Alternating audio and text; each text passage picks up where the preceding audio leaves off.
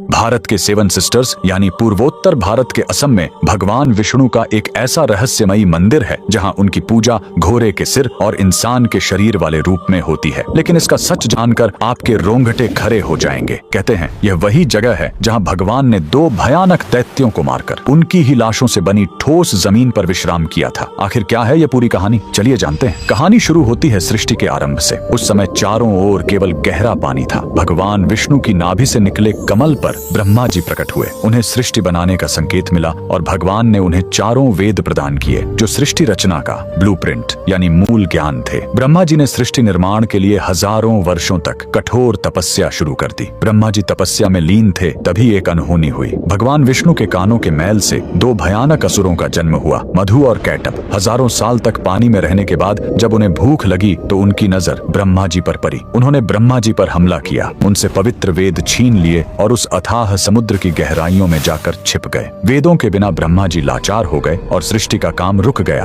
ब्रह्मा जी घबराकर विष्णु जी की शरण में गए, लेकिन समस्या बहुत बड़ी थी। मधु और कैटभ ने तपस्या करके देवी महाशक्ति से इच्छा मृत्यु का वरदान पा लिया था, यानी वे अपनी मर्जी के बिना मर नहीं सकते थे। तब वेदों को वापस लाने के लिए विष्णु जी ने हयग्रीव अवतार लिया। उन्होंने घोड़े का सिर इसलिए चुना ताकि उसकी तीक्ष्ण बुद्धि और सूंघने की शक्ति से वे समुद्र के उस घने अंधेरे में भी वेदों को खोज सके। भगवान हयग्रीव पानी के भीतर गए और असुरों से हजारों साल तक युद्ध किया, लेकिन वरदान के कारण वे मर ही नहीं रहे थे। अंत में भगवान ने अपनी माया से उन्हें मोहित किया और पूछा कि तुम्हारी मृत्यु कैसे होगी। असुरों ने अहंकार में शर्त रखी, हमें वहां मारो जहां पानी न हो, एकदम सूखी जगह। पूरी दुनिया में तो पानी ही पानी था। तब भगवान ने अपना विराट रूप धारण किया, अपनी विशाल जांघों को पानी से ऊपर उठाया और कहा, मेरी जांघें सूखी हैं, और वहीं उन दोनों का वध कर दिया। मरने के बाद उन विशालकाय दैत्यों के शरीर से जो भारी मेद यानी चर्बी निकली वो जम गई और उसी से यह ठोस धरती बनी। इसीलिए पृथ्वी को मेदिनी कहते हैं। युद्ध के बाद थके हुए भगवान हयग्रीव ने इसी नई बनी जमीन पर असम के मणिकूट पर्वत पर विश्राम किया। उन्होंने वेद ब्रह्मा जी को लौटाए और ज्ञान की पुनः स्थापना की। इसीलिए हयग्रीव भगवान को आज भी बुद्धि और तर्क का देवता माना जाता है। कमेंट में जय श्री हरि जरूर लिखें।